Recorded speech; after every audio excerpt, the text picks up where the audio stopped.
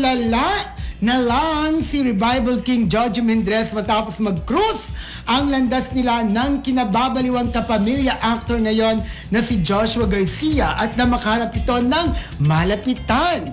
Nangyari ang nasabing interaksyon ng dalawa nitong linggo sa 37th Star Wars per Television kung saan ay si Jojo mismo ang nagabot ng cash prize at parangal kay Joshua para sa Male Celebrity of the Night. Marami nga ang nakahuli sa pagkatulala ng singer na ayon naman sa kanya, lubos itong humanga sa aktor dahil bagamat hindi magawa ni Jojo na kamayan ng binata on stage dahil sa hawak ng mikropono, humble pa rin siyang pinilit kamayan ni Joshua.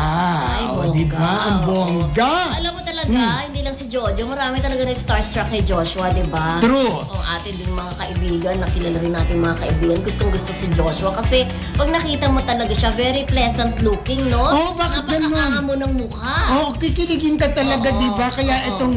itong kaibigan natin, si Revival King, hindi talaga hindi napigilan ang pagkatulala at pagkakilig kay Joshua Garcia. Malay mo, di ba? Dahil si Jojo naman ay unders ng Star Music. Di ba? Parehas naman sila ng kumbaga ng tahanan, di ba? Pareho naman silang kapamilya. Pwede naman siguro, posible rin talaga dahil si Joshua, kumakanta rin yan, tumutugtog ng gitara, maganda rin ang boses. Malay mo naman, mag-collab sila. Magkaroon sila ng collab. Diba? Ay, ang bongga niyan. Parang bagay kay di ba? Yung mga kantang panghugot-hugot ni Jojo Mendrez, bagay na bagay din sa boses ni Joshua. Tama ka dyan. Sana nga maisipan ng Star Music, Correct. no? Oo. Nagawan sila ng collaboration, Oo, di ba? correct. Total pareho naman silang kumakanta. Oo.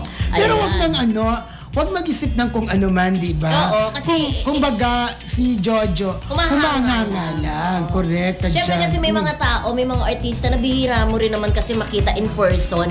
Pero pag nakita mo talaga sa personal, katulad natin na nakikita lang natin sila sa TV or sa big screen, pero pag nakita natin sa personal, napapatulali tayo. May mga ganong artista. Actually, ako nung Diba? makita ko makita ko ng personal ang ating superstar, Miss Correct. Nora Honor. Oo. Grabe talaga, nanginig ang ko. Nanginig ang laman mo. Oo, Ako laman naman, ko. Grabe. nung si Miss Lea Salonga naman ay tumanggap ng Lifetime Achievement Award sa atin.